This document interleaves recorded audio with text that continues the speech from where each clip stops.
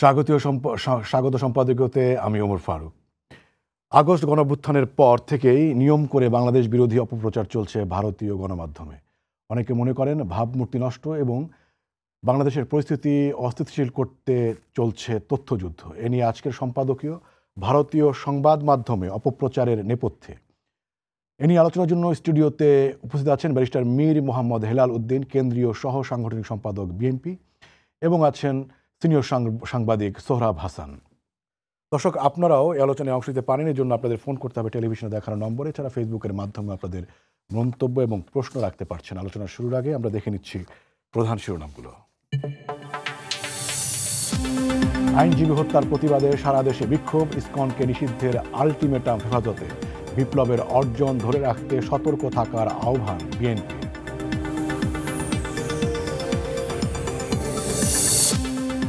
কলকাতায় বাংলাদেশ উপ হাই কমিশনের সামনে সহিংস বিক্ষোভের নিন্দা পররাষ্ট্র মন্ত্রণালয়ের। চিন্ময়ের বিচার কাজে স্বচ্ছতা নিশ্চিতের আহ্বান দিল্লির। সরকারের সহায়তা ছাড়া নিরপেক্ষ ইসির পক্ষেও সুষ্ঠু নির্বাচন সম্ভব নয় বললেন বদিউল আলম। বিগত 3 ভোটের অনিয়মে নির্বাচনী অপরাধীদের শাস্তি দাবি। শুল্ক কমলেও উল্টো পথে বাজার, এবার বোতলজাত সয়াবিন তেলের সরবরাহ সংকট। ডিলারদের দিকে অভিযোগের তীর, বছর ব্যবধানে দ্বিগুণ আলু পেঁয়াজের দাম। ব্যারিস্টার মীর মোহাম্মদ হেলাল উদ্দিন এবং সোহরাব হাসান, আপনাদের দুজনকেই স্বাগত জানাচ্ছি আমাদের আজকের আলোচনায়। আমি প্রথমেই সোহরাব ভাইকে দিয়ে শুরু করতে চাই, যেহেতু একদমই গণমাধ্যম নিয়ে আমরা শিরোনাম করেছি, আমরা নিশ্চয়ই অন্যান্য বিষয়েও আমরা আলোচনা করব। সোহরাব ভাই, আপনার কাছে যেটি জানতে চাই, সময় সংবাদের সাথে সাক্ষাৎকারে প্রধান উপদেষ্টা তথ্য প্রেস সেক্রেটারি শফিকুল আলম, তিনি এই প্রসঙ্গে আমরা একটা রিপোর্টও করেছি, এবং সেখানে তিনি বলেছেন যে প্রফেসর ইউনূস তার দায়িত্ব নেওয়ার পরই যখন বাংলাদেশে সাম্প্রদায়িক সহিংসতা, বিশেষ করে সনাতন ধর্মাবলম্বীদের উপর হামলার নানান ধরনের খবর এবং গুজব চলছিল, তখন কিন্তু উপদেষ্টার দপ্তর থেকে এবং প্রফেসর ইউনূস নিজে আহ্বান জানিয়েছেন যে ভিসা সহজ করা হয়েছে এবং ভারতীয় সাংবাদিকরা যেন বাংলাদেশে এসে সরজমিনে দেখেন এবং তারা যেন সেই অনুযায়ী তারা যেন তাদের রিপোর্টগুলো করেন। সেটি না করে এখন ভারতীয় গণমাধ্যমে কি হচ্ছে সেটা আমরা দেখতেই পাচ্ছি। এইটার আসলে নেপথ্যে কি? ধন্যবাদ এবং শুভেচ্ছা আমার সহ আলোচক। বিষয়টা হচ্ছে সাংবাদিকতা। আমরা যেমন সাংবাদিকতার আমরা যেমন স্বাধীনতা চাই, যে আমরা যা দেখব, যা শুনব, যে তথ্য জানবো সেটা প্রকাশ করব। পৃথিবীর সব দেশের সাংবাদিকদেরই সেটি দাবি। ভারতের সাংবাদিকরা এখানে এসেছেন, প্রধান উপদেষ্টার সাথে অনেকে কথা বলেছেন, সাক্ষাৎকার নিয়েছেন, তারা যে সেখানে কিন্তু রিপোর্টও করেছেন। এখন সব রিপোর্ট তো একরকম হয়নি। আবার সেখান থেকে যারা রিপোর্ট করেছেন নানা রকম অতিরঞ্জন,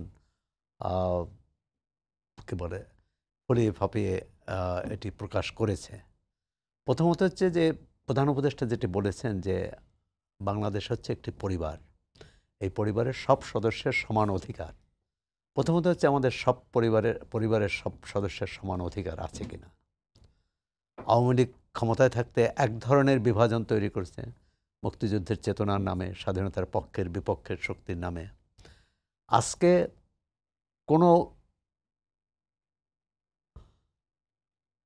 কোনোভাবেই এই বিভাজনটি হওয়া উচিত নয়। যে কারণে আপনি দেখলেন যে বিএনপি মহাসচিব প্রধান উপদেষ্টার সাথে দেখা করে এবং সভা সমাবেশে তো বলেছেনই যে জাতীয় ঐক্যের কথা বলেছেন। এমনকি জামাত ইসলামের আমির তিনিও জাতীয় ঐক্যের কথা বলেছেন। আমরা যদি এখানে ঐক্যবদ্ধ থাকি, আমরা যদি এখানে শান্তি প্রতিষ্ঠা করি, শান্তি ব্যাঘাত ঘটে, এরকম কিছু না ঘটে, এই নিশ্চয়তা দেই, ভারত কেন কোনো দেশই অপপ্রচার করে সুবিধা করতে পারবে না। সুতরাং আমাদের প্রথম সতর্ক থাকা। ভারতীয় এক ধরনের অনেক পত্রিকা দায়িত্বশীল রিপোর্ট করেছে, আবার অনেক পত্রিকা, বিশেষ করে বেসরকারি টেলিভিশন, তাদের মতো করেছে। এবং ভারতের ভারত সরকারের বক্তব্য যে এসব গণমাধ্যমের উপর তো আমাদের নিয়ন্ত্রণ নেই। এখন এটি ঠিক যে ৫ আগস্টের পর দুই দেশের সম্পর্কে এক ধরনের টানাপোড়েন। বাংলাদেশ চেষ্টা করছে যে সে টানাপোড়েনটা কী করে সেই অন্তত হয়েছে। সম্পর্কের মানে দ্বিপাক্ষিক সম্পর্কের প্রশ্নে আমরা যাব, কিন্তু আমি যেটা জানতে যে চাচ্ছি প্রচার মানে মাধ্যম ওরা মানে যেই ধরনের অপপ্রচার হচ্ছে এবং পুরোই মিথ্যা, অনেকগুলো যেমন বলা হয়েছে যে বাংলাদেশে ভারতীয় চ্যানেল বন্ধ হয়ে গেছে, এরকম কোনো ঘটনাই ঘটেনি। ঘটেনি এবং বলা হয়েছে যে ট্রাম্পের সমর্থকদেরকে এখানে গ্রেপ্তার করা হয়েছে, এমন কোনো ঘটনা ঘটেই নেই। এইটা কি ওই দেশের যারা হচ্ছে দর্শক, মানে তাদেরকে ফিট করার জন্য ক্লিক বেইট এটা হচ্ছে, নাকি এর পেছনে কোনো ধরনের আপনার উদ্দেশ্য আছে? কেউ কেউ মনে করছে বাংলাদেশের কোনো ফ্যাক্ট চেকার মনে করছেন যে এক ধরনের তথ্য সন্ত্রাস বা তথ্য যুদ্ধ শুরু হয়েছে বাংলাদেশের বিরুদ্ধে। আপনি আসলে কি মনে করেন, এটা কি মানে মানে কারণটা কি? এখন আপনি যে সামাজিক যোগাযোগ মাধ্যম বলেন সেটি এক ধরনের, আর যদি মূলধারার গণমাধ্যম বলেন সেটা টেলিভিশন বা সংবাদপত্র অথবা পোর্টাল, সেটা আরেক ধরনের। এই শেষে যেটি বললাম, মূলধারার গণমাধ্যমের একটা দায়বদ্ধতা আছে, তাদের মানে তাদেরকে জবাবদিহি করতে হয় তথ্য বিকৃত করলে, তথ্য অপতথ্য প্রচার করলে বা ভুল তথ্য প্রচার করলে। এখন সে তার কিন্তু যা আপনি যেটা বললেন যে অপপ্রচার করলে যা ক্ষতি হওয়ার হয়ে যায়। এখন কলকাতা উপদূতাবাসে যে এই মানে সহিংস, আমরা জানি না যে বিস্তারিত, কিন্তু সময়ের শিরোনামে যেটা বলল যে সহিংস বিক্ষোভ, এখন সহিংস বিক্ষোভ কোন পর্যায়ে গিয়েছে। দ্বিতীয় হচ্ছে একটা জানি যে আমাদের জাতীয় পতাকা অবমাননা করা হয়েছে। এবং পাশাপাশি সামাজিক যোগাযোগ মাধ্যমে একটা খবর দেখলাম, যোগাযোগ মাধ্যমে আমরা দেখলাম যে বাংলাদেশে বুয়েটের বাংলাদেশ প্রকৌশলী বিশ্ববিদ্যালয়ের একটি প্রবেশদ্বারে ভারতীয় পতাকার আদলে একটা কাপড় রেখে তার উপর দিয়ে মানুষ যাতায়াত করছে। আমাদের পতাকা, জাতীয় পতাকা যেমন আমাদের জন্য খুবই স্পর্শকাতর, সংবেদনশীল এবং অত্যন্ত মর্যাদার, সম্মানের, তেমনি অন্য দেশের জাতীয় পতাকা সেটাও কিন্তু তাদের জন্য অত্যন্ত সম্মানের। তা আমরা এমন কোনো ভুল না করি বা এমন কোনো মানে কি বলে উস্কানি না দেই, যাতে এই যে আমরা জানি যে ভারত এই অপপ্রচার চালাচ্ছে, সুতরাং সেই সুযোগটা কোনোভাবেই যাতে না পায়। আপনি দেখুন, চিন্ময় কৃষ্ণ দাস গ্রেপ্তার হওয়ার পর চট্টগ্রামে যে ঘটনা ঘটেছে, অত্যন্ত নৃশংসভাবে আইনজীবীকে হত্যা করা হয়েছে। কিন্তু সরকার এবং রাজনৈতিক দলগুলো, মানে যারা তৎপর রাজনৈতিক দলগুলোর দায়িত্বশীল ভূমিকার কারণেই কিন্তু এই ঘটনা আর বাড়তে দেওয়া হয়নি। পরবর্তীকালে আইনশৃঙ্খলা সেখানে নিয়ন্ত্রণে আনা হয়েছে, কিন্তু একজন মানুষের জীবন গিয়েছে। এবং সেখানে একটি প্রশ্ন থাকে যে সরকার কি তারা ধারণা করতে পারেনি যে এই চিন্ময় কৃষ্ণ দাসের সমর্থকদের শক্তি সামর্থ্য, যে যদি সেটি করতে পারতো তাহলে আরও বেশি সেখানে পুলিশ সদস্য, সেখানে যৌথ বাহিনীর সদস্য তাদের মোতায়েন করা যেত কিনা। এখানে এক ধরনের প্রশ্ন যে সরকার এখানে এই যে, এবং শুধু এখানে না, এই ঢাকার 3টি কলেজের যে লঙ্কাকাণ্ড ঘটল, সেখানেও সরকার পিছনে পিছনে হাঁটছে। অনেক ক্ষেত্রেই আমরা দেখি যে আমাদের সরকার ঠিক ঘটনা সামাল দিতে পারে না। তার গোয়েন্দা সংস্থা আছে, বিভিন্ন আইনশৃঙ্খলা রক্ষাকারী বাহিনী আছে, কেন তারা পারছে না? এখন আমাদের প্রথম কথা হচ্ছে যে এখানে 5 আগস্টের পর কিছু ঘটনা তো ঘটেছে, এটি প্রধান উপদেষ্টাও বলেছেন, অন্যান্য সরকারের অন্যান্য দায়িত্বশীল কর্মকর্তাও বলেছেন। হ্যাঁ, ভারত সেটা ফুলিয়ে ফাঁপিয়ে অনেক বেশি করে প্রচার করছে, যাতে কোনো রকম তারা এই সুযোগটা না পায়। দুর্গোৎসবে কিন্তু এই সুযোগটা পায়নি, এবং তারা কিন্তু যে এখানে শান্তিপূর্ণভাবে দুর্গোৎসব হয়েছে সেটি কিন্তু বলেছে। কথা হচ্ছে যে অপপ্রচারের জবাব দিতে হবে সঠিক ঘটনা দিয়ে, সঠিক মানে সত্য প্রচারের মাধ্যমে, এবং তথ্য প্রমাণসহ প্রকৃত ঘটনা তুলে ধরার মাধ্যমে। জি সোহরাব ভাই, আপনাকে ধন্যবাদ। ব্যারিস্টার মীর মোহাম্মদ হেলালুদ্দিন, আপনার কাছে আসি। আপনি এটাকে কিভাবে বিশ্লেষণ করেন, মানে যে ধরনের অপতথ্য সাজানো মিথ্যা দিয়ে বাংলাদেশের বিরুদ্ধে এক ধরনের অপপ্রচার চালানো হচ্ছে? ধন্যবাদ, দুঃখিত আপনাকে এবং সম্মানিত সহ আলোচক। এবং দর্শকদেরকে শুভেচ্ছা। আসলে আজকে আপনি যে বিষয়টা আলাপ করছেন এটা অত্যন্ত গুরুত্বপূর্ণ এবং this needs to B addressed. এটা আসলেই দীর্ঘকালের বাংলাদেশের সাথে ভারতের সম্পর্ককে অ্যানালাইজ করার একটা সময় এসেছে বলে আমি মনে করি। এই যে ঘটনাগুলো ঘটছে এবং আমার সমালোচক বললেন যে ৫ই আগস্ট নির্বাচন পরবর্তী ইন্ডিয়ার সাথে বাংলাদেশের সম্পর্কে কিছুটা টানাপোড়েন দেখা দিয়েছে, যেটা দৃশ্যমান। এটা কেন হবে? প্রথম প্রশ্ন। আমাদের দেশে যেটা মানুষজন যেটা চেয়েছে সেটা হয়েছে।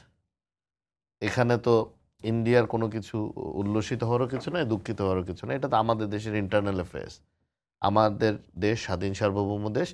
এটা আমাদের দেশের জনগণ যেভাবে ডিসাইড করবে সেভাবে আমাদের দেশ পরিচালিত হবে। ঘটনাটা আসলে আমাদের যে পররাষ্ট্রনীতি, দেশের যে পররাষ্ট্রনীতি হওয়া উচিত, সরকারের সাথে সমতার ভিত্তিতে বন্ধুত্বপূর্ণ সম্পর্ক, ভারত দীর্ঘদিন ধরে এটাকে খুব ব্লেটেন্টলি বা একদম মানে কোনো কিছু তোয়াক্কা না করেই তারা এটার বাইরে কিছু কিছু বক্তব্য দিয়েছে এবং পাবলিকলি দিয়েছে। এটা শুধু জার্নালিস্টরা দেয় নাই, এটা তাদের রাষ্ট্রের শীর্ষ পর্যায়ের নেতারাও দিয়েছে। বিজেপির মহাসচিবে প্রধান বিভিন্ন ধরনের স্টেটমেন্ট দিয়েছে, ওদের পররাষ্ট্রমন্ত্রী বিভিন্ন সময় স্টেটমেন্ট দিয়েছে, মানে এতটুকু বলেছে যে বাংলাদেশে আওয়ামী লীগ সরকার থাকা প্রয়োজন। এই ধরনের স্টেটমেন্ট কোনো স্টেট দিতে পারে না, কোনোভাবে এটা সম্ভব না।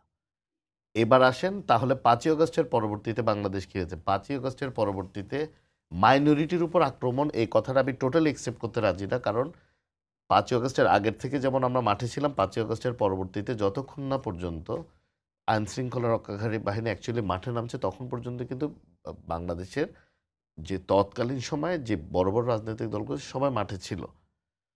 ধরেন এক আওয়ামী লীগ নেতা যিনি হ্যাপেন টু বি সনাতন ধর্মের ধর্মাবলম্বী, উনি অনেক অত্যাচার নিপীড়ন করেছেন, তার বাসায় আক্রমণ হয়েছে। তাহলে বাসাটা আক্রমণ হয়েছে কিন্তু একটা আওয়ামী লীগ নেতার, কিন্তু 10টা মুসলমান আওয়ামী লীগ নেতার বাসায় যখন আক্রমণ হয়েছে ওই নিউজটা থেকে প্রাধান্য পেয়েছে ইন্ডিয়ান মিডিয়াতে ওই আওয়ামী লীগ নেতা। তখন ওই আওয়ামী লীগ নেতার বলে নাই, তারা বলেছে সংখ্যালঘুর উপরে আক্রমণ হয়েছে। কিন্তু যখন তথ্য প্রমাণ চাওয়া হয়েছে তারা কিন্তু কোনো পর্যাপ্ত তথ্য প্রমাণ তারা দিতে পারে নাই। এটা হলো 5ই আগস্টের পরবর্তী ঘটনা।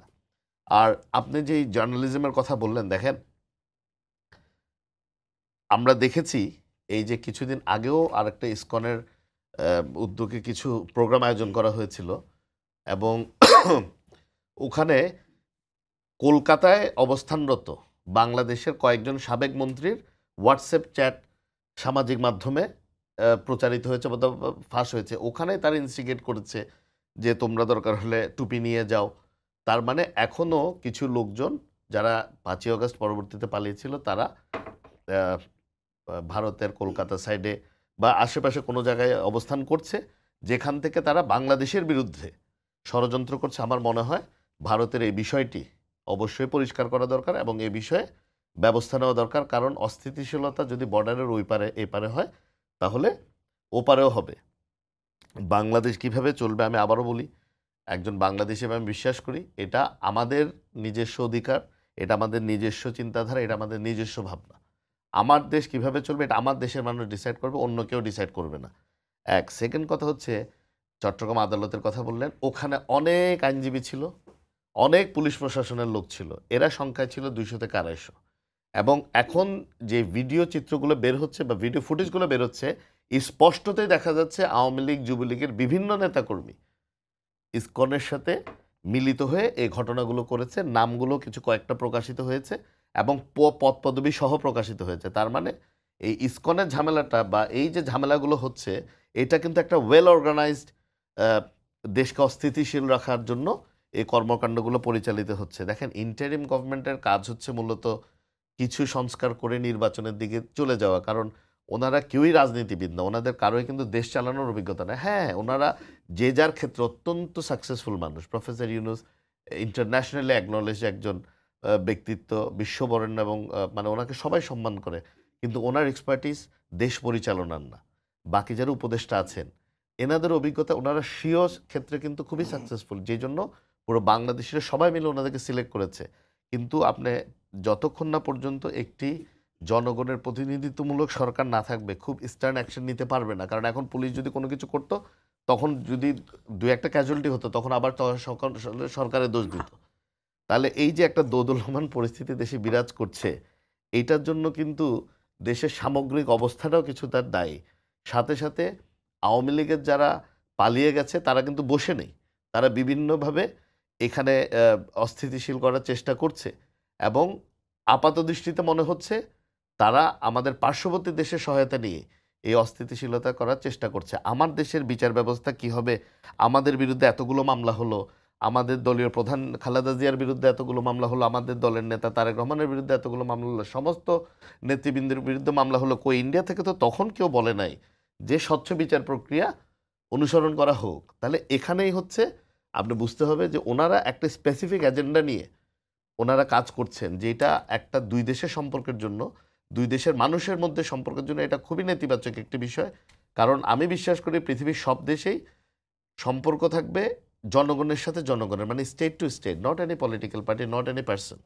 থাকতে পারে আপনি যদি আরেক দেশের স্টেট হন, আমি হই, আমার সাথে আমার একটা ব্যক্তিগত সম্পর্ক থাকতে পারে। যখন রাষ্ট্র পরিচালনায় যাবে, এটা তো ডিপ্লোম্যাটিক নিয়মই যে যে কোনো দেশের সরকারের সাথে সম্পর্ক থাকবে অন্য দেশের সরকারের বা রাষ্ট্রের, যেটা মূল বিষয়বস্তু হচ্ছে রাষ্ট্রের জনগণ। কিন্তু আমরা দেখেছি এই ক্ষেত্রে এসে ওনারা জনগণের সাথে, জনগণের পালস দরকার নেই, ওনারা ব্যক্তি বিশেষ বা একটা গোষ্ঠী বিশেষের সাথে সম্পর্ক রাখতে চেয়েছেন, যে জন্যই দীর্ঘদিন ধরে এই দুটো দেশের মধ্যে সম্পর্কে টানাপোড়েন চলছে বলে আমি মনে করি। জি, ব্যারিস্টার হেলালুদ্দিন, আপনাকে ধন্যবাদ। সোহরাব ভাই, আপনার কাছে আসে সেটা হচ্ছে যে আপনি দ্বিপাক্ষিক সম্পর্কের কথা তখন বলছিলেন, মানে জুলাই আগস্টে যে একটা গণহত্যা হয়েছে সেটা তো অস্বীকার করার কোনো উপায় নাই, এবং সেই গণহত্যার জন্য যারা মাস্টার মাইন্ড, যারা দায়ী, তাদেরকে ভারত আশ্রয় দিচ্ছে। তো সেই কারণে অনেকেই প্রশ্ন করছেন যে ভারত কি আসলেই বাংলাদেশের সাথে একটা সুসম্পর্ক চায় কিনা, যদি চায় তাহলে এই ধরনের অপপ্রচার কিংবা হচ্ছে এরকম আশ্রয়, সেটাকে আপনি আসলে কিভাবে ব্যাখ্যা করবেন, কিংবা দুই দেশের সম্পর্কের জন্য এটা আসলে কতটা বাধা, কিংবা কি কি করণীয় আসলে? ধন্যবাদ। এবং হেলাল ভাইয়ের সাথে আমিও একমত যে এখন একটি অন্তর্বর্তী সরকার, নির্বাচিত সরকার হলে যে সিদ্ধান্ত নিতে পারতেন আইনশৃঙ্খলা রক্ষার ক্ষেত্রে বা অন্য যে কোনো ক্ষেত্রে, এমনকি দ্বিপক্ষীয় সম্পর্কের ক্ষেত্রে, এই সরকারের পক্ষে নেওয়া অনেকটা কঠিন। তারা নানা দ্বিধাদ্বন্দ্ব তাদের মধ্যে লক্ষ্য করা যাচ্ছে। ভারত কিন্তু প্রকাশ্যে একমাত্র সাবেক প্রধানমন্ত্রী শেখ হাসিনা ভারতে আছেন, এর বাইরে কিন্তু কারো কথা স্বীকার করছে না। তাহলে বাংলাদেশের উচিত হবে, বাংলাদেশ সরকারের, যে এর বাইরে বাংলাদেশ সরকারের জানা মতে যে কতজন আওয়ামী লীগের নেতা বা তাদের সহযোগী অন্য দলের নেতা ভারতে অবস্থান করছে, এবং তাদের তালিকা দিতে পারে, তাদের সম্পর্কে তাদের ফেরত দেওয়ার আহ্বান জানাতে পারে, তাদের অবস্থান জানতে পারে। এটা সরকারিভাবে করতে হবে, কূটনৈতিকভাবে। ভারত কি জবাব দেয়? কিন্তু আমরা তো এরকম কোনো প্রশ্ন, এরকম কোনো চিঠি দিয়েছে বলে বা এরকম ভারত সরকারের কাছে জানতে চেয়েছে বলে এখানকার গণমাধ্যমেও নেই, ওখানকার গণমাধ্যমেও নেই। সুতরাং আপনি তো বলতে পারেন, আমরা কীভাবে বলবো যে সেখানে কে কে আছে, কারা ষড়যন্ত্র করছে? একটা হচ্ছে যে হ্যাঁ, সীমান্তের ওপারে যদি কোনো তৎপরতা হয়, আমরা বলতে পারি যে যেটি হয়েছে, যে সেখানকার যেসব গণমাধ্যমে যেসব খবর আসছে, আর সেই খবরের ভিত্তিতে বলতে পারি যে সেখানে একটা প্রচারণা চলছে বাংলাদেশের বিরুদ্ধে, বাংলাদেশের স্বার্থের বিরুদ্ধে, বাংলাদেশের সংহতির বিরুদ্ধে। প্রথমত হচ্ছে কারা করছে। যারা প্রকাশ্যে করেছে তারা কিন্তু সব ভারতীয় নাগরিক। এখন এটি কূটনৈতিকভাবে কিন্তু আমাদেরকে দক্ষতা অর্জন করতে হবে, প্রয়োজনে অন্য দেশের সহায়তাও নিয়েও। এক সময় তো আমরা বলতাম, এই যে সাবেক সরকারের আমলে, যে ভারতের সাথে আমাদের সম্পর্কের যে টানাপোড়েন বা যুক্তরাষ্ট্রের সাথে যে টানাপোড়েন, সেটা কীভাবেই করা যায়। যে যুক্তরাষ্ট্রের ক্ষেত্রে ভারতের সহায়তা চাওয়া, বা ভারতের ক্ষেত্রে যুক্তরাষ্ট্রের সহায়তা চাওয়া, এরকম। অথবা চীন আমাদের আরেক বন্ধু, তার সঙ্গে ভারসাম্য রক্ষা করা। কূটনৈতিক ক্ষেত্রে যেটি ভাই বললেন, আমিও একমত যে সমতার ভিত্তিতেই সম্পর্ক হওয়া উচিত। কিন্তু আবার এমন কোন সম্পর্কটা এমন হওয়া উচিত না যাতে আমার যে প্রতিপক্ষ বা প্রতিযোগী বা যার সঙ্গে সম্পর্ক করতে চাই, তার সন্দেহ করতে পারে এরকম কোনো ঘটনা ঘটে। যেমন প্রধান উপদেষ্টা কিন্তু প্রথমে একটা কথা বললেন, পরবর্তীকালে আর বলেন নাই, যে সীমান্তে বাংলাদেশের ভিতরে যদি অশান্ত পরিস্থিতি থাকে সেটি ভারতেও ভারতেও সেটা অশান্তি ছড়িয়ে পড়বে, নর্থ ইস্টেও ছড়িয়ে পড়বে। এই যে নর্থ ইস্ট কথাটা আলাদাভাবে বলার ক্ষেত্রে কিন্তু ভারত সন্দেহ করতেই পারে যে নর্থ ইস্টের ব্যাপারে বাংলাদেশের নীতিটা কী। তা অনেক বিষয়ে অনেক প্রশ্ন আছে, কিন্তু আমি মনে করি এগুলো কূটনৈতিক বিষয়ে কূটনৈতিকভাবেই করা উচিত, এবং যাতে কোনো পক্ষেই মানে এই সুযোগটা না নিতে পারে স্বার্থান্বেষী মহল। সেটা তো আচ্ছা, প্রধান উপদেষ্টা সেটা আপনার ভারতকে সতর্ক করার জন্য বলতে পারেন। সতর্ক করার জন্য শুনেন, বাংলাদেশ এবং পার্বত্য চট্টগ্রাম এটা নিয়ে কিন্তু বহু রাজনীতি হয়েছে। সুতরাং আমরা এই আলাদা করে দেখার এই মানসিকতা বোধহয় থাকা উচিত নয়। পুরো ভারত নিয়েই হতে পারে, কিন্তু আপনি যখন একটি অঞ্চল বলবেন তখন কিন্তু এটা প্রশ্ন আসে, এবং এটি সবাই জানে যে ভারতের উত্তর পূর্বাঞ্চলে এক ধরনের কি বলে অশান্ত পরিস্থিতি, এক ধরনের সেখানে সশস্ত্র তৎপরতা আছে। মানে আমরা যেমন আমাদের রাজনীতি কিভাবে চলবে, আমাদের দেশ কে শাসন করবে, সেটা সিদ্ধান্ত নেওয়ার মালিক আমরা, বা সেটা আমরাই নেব। আবার ভারত বা অন্য যে কোনো দেশ সেই সিদ্ধান্তও তারা নেবে। বাংলাদেশের তো সংখ্যাগরিষ্ঠ মানুষ পছন্দ করেনি যে ট্রাম্প আসুক, এবং মনে করছে যেটা বাংলাদেশের জন্য ক্ষতি হবে, কিন্তু আমেরিকান জনগণ ট্রাম্পকে বেছে নিয়েছে। সুতরাং মানে অনেক বিষয়ে, বা বাংলাদেশের মানুষ এই যে 3টি নির্বাচন হলো, তো এই 3টি নির্বাচন তো বাংলাদেশের মানুষ পছন্দ করেনি, কিন্তু জোর করেই সাবেক সরকার ক্ষমতায় ছিল নানা কলাকৌশল করে, এবং তার পরিণতি আমরা দেখলাম। সুতরাং সামনে এগোনোর পথ কি, যেটা বিএনপি মহাসচিব বলছেন, যে এক হচ্ছে তিনি তিনি কিন্তু মানে সীমান্তের ওপারের তৎপরতার কথা বলছে, একই সঙ্গে যারা আন্দোলনে অংশ নিয়েছে বা পরবর্তীকালে যারা আন্দোলনের কৃতিত্বও নিতে চাইছেন অতি সম্প্রতি, তাদের সম্পর্কেও কিন্তু সতর্ক করেছেন। মানে অর্থাৎ যারা 5 আগস্টের ছাত্র গণ অভ্যুত্থানের পর যে পরিস্থিতি তৈরি হয়েছে, সেই পরিস্থিতির সুযোগ নিয়ে কেউ কেউ স্বার্থ উদ্ধার না করে, কেউ গোলমাল সৃষ্টি না করতে পারে, এবং কেউ নিজেদের মধ্যে বিভেদ তৈরি না করতে পারে, এ ব্যাপারেও কিন্তু বিএনপি মহাসচিব সতর্ক করে দিয়েছেন একাধিকবার। তার সভা সমাবেশ বক্তৃতায় কিন্তু এই কথাটি খুব জোর দিয়েছেন। এখন কারা সেই শক্তি? এখন ধরেন অনেক বিষয়ে বাংলাদেশের পত্রিকা অফিসে কারা হামলা করছে, সেটা তো নিশ্চয়ই ভারতের প্রচারণা করে না, ভারতের অপপ্রচারের মানে উস্কানিতে করেনি। সোহরাব ভাই, এখানে আমি একটু সম্পূরক প্রশ্ন করি। সেটা হচ্ছে যে 5ই আগস্টের গণ অভ্যুত্থানের পরে মানে বিভিন্ন গোষ্ঠীর যে ধরনের তৎপরতা দেখা গেছে, বিশেষ করে ইসকন সহ অন্যান্য সংগঠনের, সেইটাকে অনেকেই বলছেন যে অস্বাভাবিক। তো এই ধরনের যদি অস্বাভাবিক তৎপরতা যদি থাকে, তাহলে বাংলাদেশে গণ অভ্যুত্থানের সপক্ষের ক্রিয়াশীল রাজনৈতিক দল আসলে ভূমিকা কি হওয়া উচিত ছিল? ওনারা কি সেটার প্রতিবাদ করবেন না, বা এটার সম্পর্কে ওনাদের উদ্বেগ? না, সেটা তো প্রতিবাদ করবেন, কিন্তু আমি বোধহয় আপনাকে বোঝাতে পারিনি।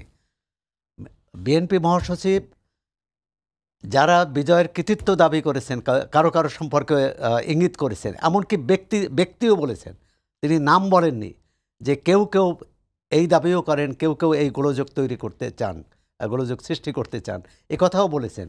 ইসকন বা সেটা তো অন্য বিষয়, তারা সাম্প্রদায়িক ইস্যুকে জুজুর ভয় দেখিয়ে একটা অশান্ত পরিস্থিতি তৈরি করতে চায়, এটা ঠিক। কিন্তু আবার এই যে ধরেন 5 আগস্ট যে সরকার যখন গঠিত হলো, বিজয়ী সব পক্ষ এই সরকারের প্রতি সমর্থন ছিল। এখন সমর্থনে অনেকটা ঘাটতি লক্ষ্য করা যাচ্ছে না। সরকার কোনো সিদ্ধান্ত নিলে ছাত্রনেতারা তার বিরোধিতা করে, আবার কোনো রাজনৈতিক দল কোনো অবস্থান নিলে অন্য রাজনৈতিক দল তার বিপক্ষে অবস্থান নেয়। এই যে নিজেদের মধ্যে বিভেদ, এই বিভেদের কথা তিনি বলেছেন। তা আমিও তার সঙ্গে একমত হয়ে যে কথাটি বলতে চাই, যে বাইরের শত্রুর চেয়ে ঘরের শত্রু বিভীষণ বোধহয় সবচেয়ে অনেক বেশি বিপজ্জনক। জি সোহরাব ভাই, আপনাকে ধন্যবাদ। আমি ব্যারিস্টার হেলালুদ্দিন, আমি দুইটা প্রসঙ্গে জানতে চাই। একটা হচ্ছে যে আইন উপদেষ্টা বলেছেন ভারতের যে ভূমিকা আপনার হচ্ছে মানে হিন্দু মুসলিম সম্পর্ক বলেন বা সাম্প্রদায়িক ইস্যুতে, সেটাকে উনি বলছেন যে ভারত দ্বিচারিতা করছে, তার দেশে একের পর এক ঘটনা ঘটছে, সেটা নিয়ে তার কোনো মাথা ব্যথা নেই, কিন্তু বাংলাদেশের নিয়ে বিবৃতি বা নানান ধরনের কথাবার্তা বলা হচ্ছে। এই প্রসঙ্গে আপনি কি বলবেন? এর পাশাপাশি সোহরাব ভাই এবং হচ্ছে বিএনপি মহাসচিবের উদ্ধৃতি যেটি বললেন যে বাংলাদেশের গণঅভ্যুত্থানের সপক্ষের শক্তি, তাদের আরও সতর্ক হওয়া উচিত এবং কেউ যেন কোনো ফাঁদ তৈরি করে বাংলাদেশকে বিপদে না ফেলতে পারে, সেটা করা উচিত। মানে সেই ক্ষেত্রে বাংলাদেশের রাজনৈতিক দলগুলো যথেষ্ট সতর্ক পদক্ষেপ নিচ্ছে বলে আপনি মনে করেন কিনা? প্রথমে একটা কথায় ফেরত আসি, উনি বলেছেন আমাদের প্রফেসর ইউনূস সাহেব শুরুতেই যখন এই অস্থিতিশীলগুলো হচ্ছিল, দেশের প্রধান উপদেষ্টা হিসেবে ওনার সমস্ত গোয়েন্দা রিপোর্টের ওনার অ্যাক্সেস আছে, ওনার কাছে এটা আসে। আমাদের কাছে হয়তো আমরা যা পত্রিকায় পড়ি বা যতটুকু সোশ্যাল মিডিয়া থেকে জানি অতটুকু পাই। উনি যে স্টেটমেন্টটা তৎকালীন সময় দুটো স্টেটমেন্ট করেছেন, প্রথমে করেছেন এটা, পরে করেছেন বাদ নিয়ে একটা। এই দুটি স্টেটমেন্টের আপনি যদি তৎকালীন সময়ে যে কোনো ওয়েব পোর্টালের সার্ভে দেখেন, আমার মনে হয় এমন কোনো বাংলাদেশি ছিল না যে এটাকে অ্যাপ্রিসিয়েট করেনি। কেন? বহুদিন পরে দেশের পক্ষে বলিষ্ঠ বা সবলভাবে কেউ কোনো বক্তব্য রেখেছে, ইঙ্গিতপূর্ণ বক্তব্য ওনারা সবসময় রাখেন। ওনারা সরাসরি বলেছেন যে আওয়ামী লীগের ক্ষমতায় থাকাটা আমাদের জন্য দরকার। আমাদের পররাষ্ট্রমন্ত্রী তখন যে ছিল উনি বলেছে জামাই বউয়ের মতো সম্পর্ক বা স্বামী স্ত্রীর মতো সম্পর্ক। এই ধরনের কথা কিন্তু বাংলাদেশে হয়েছে এবং এখানে ইকোনমিক ট্রেড ইমব্যালেন্স বলেন, আমাদের সাথে ভিসা সংক্রান্ত জটিলতার কথা বলেন, এখানে কোনো দিকেই কিন্তু আমরা সমতার কাছাকাছিও নাই। দুই দেশের সম্পর্কের মধ্যে দোনোটা কাছাকাছিও নাই, অথচ we share the longest land border with this country. তো ওইটার পরিপ্রেক্ষিতে আপনি যখন এখানে বললেন আইন উপদেষ্টা যথার্থ বলেছেন। আমরা প্রকাশ্যে ওদের প্রধানমন্ত্রীকে বলতে শুনেছি মুসলমানরা পাকিস্তান চলে যাও। কেন এখন পাকিস্তান যাবে কেন? তারা তো হিন্দুস্তানের অধিবাসী, তারা তো ওখানকার নাগরিক। তো এই ধরনের স্টেটমেন্ট কিন্তু ওনারা বলছেন এটা অসাম্প্রদায়িক। এখনও বাংলাদেশে কোনো রাজনৈতিক নেতা কোনো অন্য ধর্মাবলম্বী মানে মুসলমানের বাইরে কোনো ধর্মাবলম্বীর ব্যাপারে এই ধরনের মন্তব্য করার ধৃষ্টতা কল্পনাও করতে পারে না, বলা তো দূরের কথা। কারণ আমাদের দলের প্রতিষ্ঠাতা যখন শহীদ রাষ্ট্রপতি জিয়া রহমান উনি যখন দল করেছেন, স্পেশালি হিল ট্র্যাক্সের উনি যে ইস্যুটা এনেছিলেন, আমাদের সবাইকে একটা প্ল্যাটফর্মে আনতে উনি বাংলাদেশি জাতীয়তাবাদের একটি তত্ত্ব উনি মতবাদ আমাদেরকে দিয়েছিলেন। এবং দিস ইজ আই ফাইন্ড যে বাংলাদেশি জাতীয়তাবাদটা বাংলাদেশের পার্সপেক্টিভে খুবই অ্যাপ্রোপ্রিয়েট এবং সবচেয়ে অসাম্প্রদায়িক একটি তত্ত্ব। ইটস এ থিওরি যে এখানে তার মানে প্রত্যেক বাংলাদেশি নাগরিকের সম অধিকার। এটা হিন্দু হোক, বৌদ্ধ হোক, খ্রিস্টান হোক, মুসলমান হোক, যা হোক, যে ধর্মেরই হোক বা অন্য গোত্রেরও হোক, we share the same right. Bharat এবং বাংলাদেশ এবং এই যে পতিত স্বৈরাচার আওয়ামী লীগ, এদের কানেকশনটা ছিল এমন, they were both playing the সাম্প্রদায়িক কার্ড। কিছু হইলেই বলে মাইনরিটির উপর আক্রমণ হচ্ছে, আরে ভাই অপরাধী তো অপরাধী। এখন ওই যে ভদ্রলোক গ্রেফতার হলো, কি নাম, চিন্ময়, তো উনি তো এমনি ধরে না নাই, ওনার বিরুদ্ধে মামলা হয়েছিল। উনি চাইলে যদি বাংলাদেশে আমরা যেমন করেছি, আমাদের বিরুদ্ধে এতগুলো মামলা হয়েছে, আমরা কি হচ্ছে আওয়ামী লীগ মিথ্যা মামলা দিয়েছে, আমরা হাইকোর্ট থেকে অ্যান্টিসিপেটরি বেল নিয়েছি, অথবা যেটা সম্ভব লোয়ার কোর্টে থেকে বেল নিয়েছি। তো উনি তো এই মামলাটা তো উনি ধর্তব্যই নেন নাই। কেন? এই কনফিডেন্সটা কিভাবে আসে? রাষ্ট্রের ঊর্ধ্বে তো প্রফেসর ইউনূসও না, যদি উনি আজকে প্রধান উপদেষ্টা, রাষ্ট্রের ঊর্ধ্বে কেউ না, সবাই রাষ্ট্রের নিয়মনীতি মেনে চলতে হবে। তো এই ভদ্রলোক গ্রেফতার হয়েছে, চিটং কোর্টে ওনাকে নিয়েছে, প্রকাশ্যে সিসিটিভিতে দেখা যাচ্ছে মসজিদ ভেঙেছে, আইনজীবীদের গাড়ি ভেঙেছে, কুপিয়ে একজন আইনজীবীকে হত্যা করেছে। এই ছেলে কিন্তু কোনো সহিংসতা ছিল, সে যে বের হয়ে যেতে চাচ্ছে, তাকে টেনে হিচড়ে নৃশংসভাবে হত্যা করেছে। এখানে সাম্প্রদায়িকতার কথা বলে লাভ হবে না। সবচেয়ে অসাম্প্রদায়িক দেশ হচ্ছে বাংলাদেশ, ভারতের চেয়ে বহুগুণ অসাম্প্রদায়িক দেশ হচ্ছে বাংলাদেশ। এই উপমহাদেশের সবচেয়ে বড় মাদ্রাসা হচ্ছে আমার এলাকায় হাটাজারিতে, হাটাজারি মাদ্রাসা। তার ঠিক অ্যাডজেসেন্ট হচ্ছে কালী মন্দির, স্টিল প্র্যাকটিসিং মন্দির, একই সাথে এভাবে আসছে। কোনো দিন কোনো সমস্যা হয়নি। সমস্যা ইচ্ছা করে সৃষ্টি করা হয় যাতে সাম্প্রদায়িকতার কথা বলতে পারে। বাংলাদেশ, আমার দেখা এই সাবকন্টিনেন্টের মধ্যে Bangladesh one of the most secular country in this subcontinent. কেন? এখানে আমরা হয়তো মুখে সেকুলার বলি না, বাট আমরা ছোটোবেলা থেকে যখন বড় হয়েছে আমরা কিন্তু ধর্ম এগুলো নিয়ে কোনো বিভেদ দেখি নাই। এই আওয়ামী লীগের রাজনীতিটাই হচ্ছে এটা। এই বিভিন্ন সামাজিক মাধ্যমে আমি অ্যাকসেপ্ট করি যে উনি খুব সুন্দর কথা বলেছেন। শেখ হাসিনা ইয়েতে আছে আমরা জানি, ভারতে আছে জানি, বাট সামাজিক মাধ্যমে এই যে আওয়ামী লীগের যেসব সাবেক অবৈধ মন্ত্রী এবং অবৈধ এমপিদের ছবি দেখা যাচ্ছে, ভিডিও দেখা যাচ্ছে, কাউকে পার্ক স্ট্রিটে দেখা যাচ্ছে, কাউকে নিজামুদ্দিনের আউলিয়ার মাজারে দেখা যাচ্ছে, কাউকে বিভিন্ন দিল্লিতে দেখা যাচ্ছে। তো বাংলাদেশ সরকার তো প্রশ্ন করা উচিত যে আমাদের দেশের কয়জন, এরা তো সবাই ফেরারে আসামি, এরা তো প্রত্যেকজন এখানে মামলার আসামি, এবং এই লিস্ট দিয়ে চাইতেই পারে যে এই লোকগুলো আমাদের খবর আছে যে তোমাদের কাছে আছে, তোমরা এদের ফেরত দাও, নাহলে এটা নিশ্চিত করো। কারণ এভাবে করে থেকে বিচ্ছিন্নতাবাদীর মতো মানে বর্ডার ক্রস করে গিয়ে আনঅফিসিয়ালি ওখান থেকে দেশে অস্থিতিশীলতা সৃষ্টি করবে। এই জন্য তো 5ই অগস্ট হয় নাই বাংলাদেশে। দেখেন 5ই অগস্টটা শুধু যে রাজনীতিবিদদের জন্য শিক্ষার বিষয় তা কিন্তু না, এটা কিন্তু পুরো জাতি হিসেবে আমি মনে করি ইটস আ রিসেট বাটন। এটা বাংলাদেশের প্রয়োজন ছিল। বাংলাদেশে যেভাবে সরকার পরিচালনা করছিল বা রাষ্ট্র যেভাবে পরিচালিত হচ্ছিল, বাংলাদেশের একটা শক দরকার ছিল। আমার মনে হয় 5ই অগস্ট সেই রিসেট বাটন যেখানে পুরো জাতি নড়ে চড়ে বসছে, না এভাবে আসলে আর হবে না, এখন থেকে সুন্দর বাংলাদেশ, উন্নতির বাংলাদেশ, সমৃদ্ধির বাংলাদেশ, সৌহার্দ্যের বাংলাদেশের পথে আগাতে হবে। আমাদের দলের চেয়ারম্যান দেশনায়ক মিস্টার তারেক রহমান, জনাব তারেক রহমান বারবার বলেছেন যে ঐক্য ধরে রাখতে হবে। এটা আজকে মির্জা আলমগীর সাহেবের নতুন কথা না। আমাদের দলের স্ট্যান্ডই হচ্ছে জাতীয় ঐক্য ধরে রেখে আমাদের দেশে যে কাঙ্ক্ষিত লক্ষ্য সেখানে যেতে হবে। এখন জনাব তারেক রহমানের এই বক্তব্যের পিছনে নিশ্চয়ই কোনো ফারসাইটেডনেস ছিল, বিকজ উনি জানেন এই অন্তর্বর্তীকালীন সরকার যারা এটাকে প্রলম্বিত করতে চাচ্ছে, অন্তর্বর্তীকালীন সরকার ওই জনগণের যেহেতু ম্যান্ডেট প্রকাশ্যভাবে নেই, এখানে কি হয় যে মানুষের, ওনারা কনফিডেন্টলি কোনো একটা কাজ করতে গেলে, কোনো একটা স্টেপ নিতে গেলে 100 বার চিন্তা করে। কিন্তু জনগণের ম্যান্ডেট যে আছে, জনগণের কল্যাণের জন্য, জনগণের মানে মঙ্গলের জন্য যে কোনো স্টেপ তারা নিতে পারেন। আর একটা ইম্পর্টেন্ট পয়েন্ট আমি বলি এখানে, এই যে ধরেন আমাদের এখন দেশ যেভাবে চলছে, জাতীয় ঐক্য এই জন্যই দরকার, কারণ প্রত্যেকটা ব্যাপারে যারা এখন রাষ্ট্র পরিচালনা করছেন, এনাদের রাষ্ট্র পরিচালনা কোনো পূর্ব অভিজ্ঞতা ওনাদের কারণেই।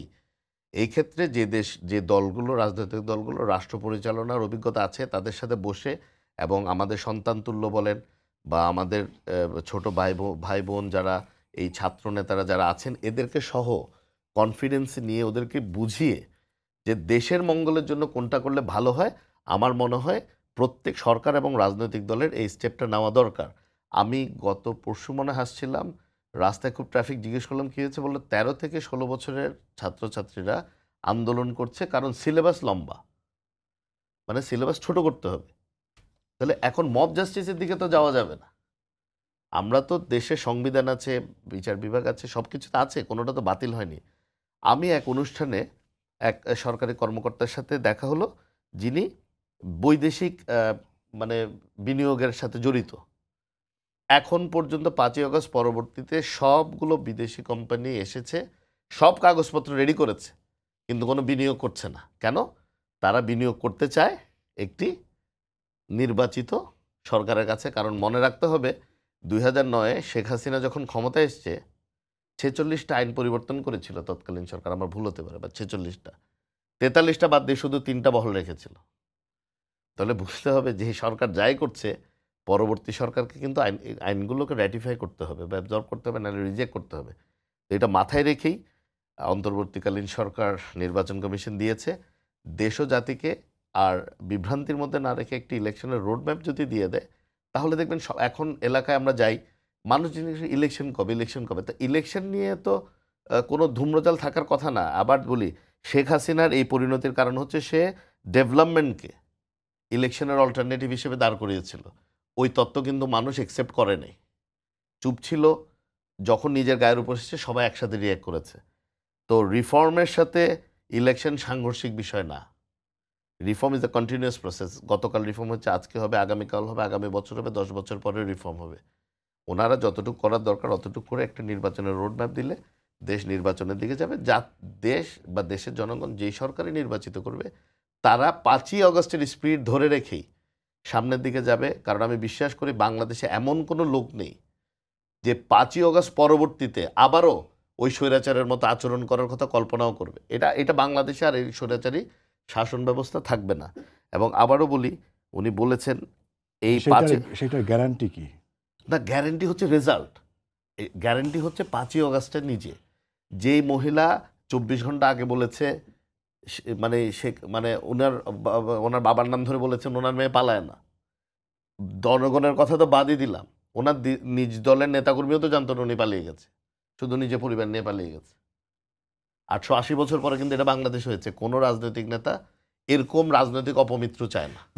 মানে সেইটা থেকে কি বাংলাদেশের রাজনৈতিক দলগুলোর শিক্ষা, মানে উপযুক্ত শিক্ষা বা লেসন নেবে এবং শুধরাবে বলে মনে হয়? আমি একটু সোহাবের কাছে চাই। জি, হেলাল ভাইয়ের দুইটা ব্যবসায় আমি করি।